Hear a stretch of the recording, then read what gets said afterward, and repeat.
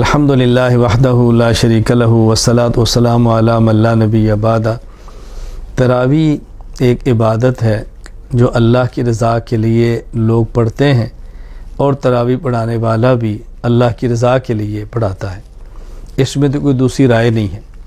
باقی مسئلہ جو امام تراویح پڑھاتا ہے اور پورا دن قرآن کریم کو یاد کرتا ہے، قرآن کریم سنانے کے لیے کسی اور مشغلے میں مشغول بھی نہیں ہو سکتا، اور اس کے اخراجات بھی ہیں، اس کی ضرورتیں بھی ہیں، تو اس تراویح پڑھانے والے کو تو پیسوں کی نیت سے نہیں، اللہ کی رضا کے لیے ہی پڑھانی چاہیے۔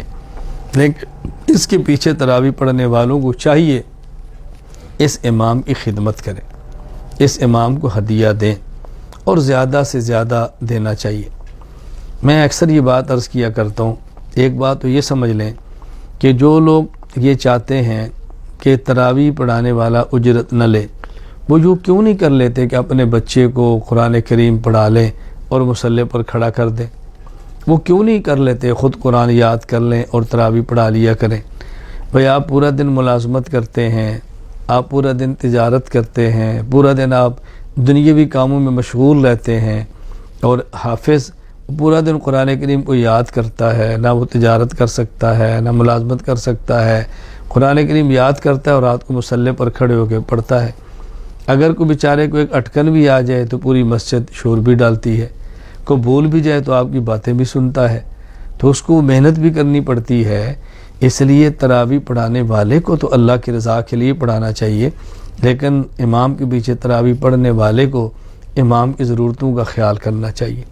میں ایک بات یوں سمجھیں لطیفہ کا معنی خوش طبعی کے طور پر عرض کیا کرتا ہوں کہ جب ہمارے ہاں رمضان کا اخیر ہوتا ہے تو ہم اپنے بچوں کے لیے شاپنگ کرتے ہیں، جوتی لیتے ہیں، کپڑے لیتے ہیں، اور اس قدر اسراف کرتے ہیں الامان والحفیظ۔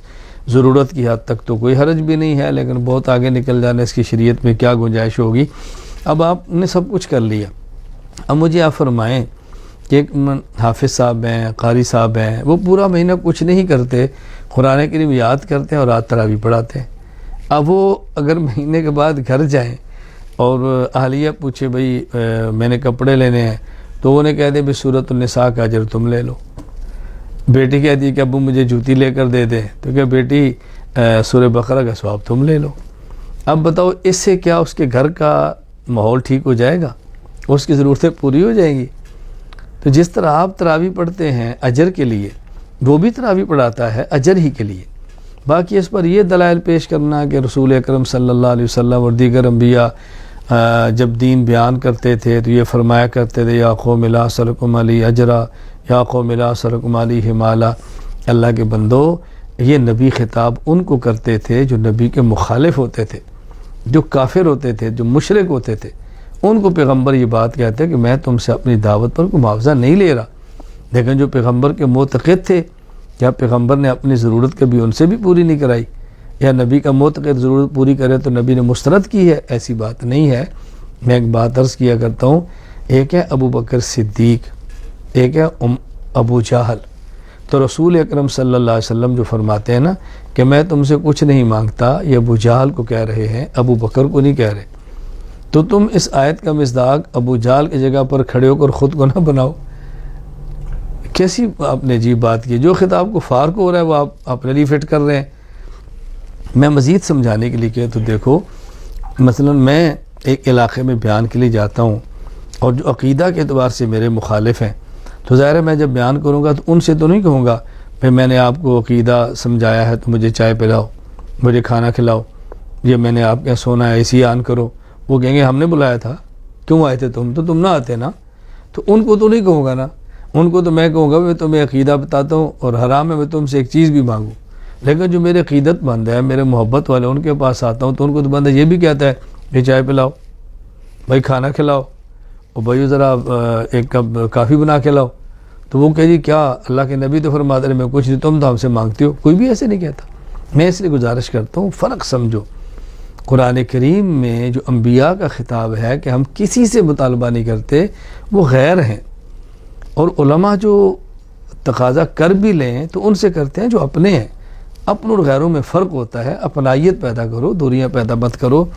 آپ یقین فرماؤ اس دور میں یہ جو مستقل مہم چلی ہے، الحمدللہ میری اس پر مستقل فائل بھی ہے، مستقل بیان بھی ہے، اجرت علی تعلیم دین کہ دین پڑھا کر کوئی انسان اجرت لے سکتا ہے یا نہیں، دلائل موجود ہے۔ میں سمجھتا ہوں کہ مستقل ایک محنت اس پہ کی ہے، دین کو مٹانے کے لیے ایک سازش کی گئی ہے۔ کیوں؟ جو مالدار ہے اس نے عالم بن کے جمعہ پڑھانا نہیں، اور جو غریب ہے اس کو تنخواہ دینی نہیں، تو جمعہ کون پڑھائے گا؟ جو مالدار ہے اس نے قاری بن کے بچوں کو پڑھانا نہیں، اور غریب جس نے پڑھانا ہے اس کو تنخواہ دینی نہیں، اچھا قرآن کون پڑھائے گا؟ آپ دیکھیں نا کیسا غیر شعوری طور پہ ایک مہم چلا دی گئی ہے۔ ہمیں اغیار کے پروپیگنڈے کے اندر شریک نہیں ہونا چاہیے۔ اللہ تعالیٰ ہمیں قدر کی توفیق عطا فرمائے۔ اس لیے تراویح پڑھانے والا، حافظ، قاری، مولانا، ان کو چاہیے کہ خالص اللہ کی رضا کے لیے پڑھائیں، اور پڑھنے والوں کو چاہیے کہ دل کھول کے امام کو ہدیہ دیں، اس کی ضرورتوں کا خیال کریں۔ اللہ تعالیٰ ہم سب کو دین پر اپنا سب کچھ لٹانے کی توفیق عطا فرمائے۔ میں تو عرض کیا کرتا ہوں کہ صرف یہ دعا نہ کیا کریں اللہ دین کی خدمت کرنے کی توفیق عطا فرما، بلکہ یہ دعا کیا کریں اے اللہ دین کی خدمت اور دین کی خدمت کرنے والوں کی خدمت، اور پھر وہ جو ہماری خدمت ہے اس کو قبول فرما۔ دین کی خدمت کرنے کی توفیق دے، دین کی خدمت کرنے والوں کی خدمت کرنے کی توفیق دے، اور پھر جو ہم نے خدمت کی اس کو اپنے کرم سے قبول فرما۔ وآخر دعوانا الحمدللہ رب العالمین۔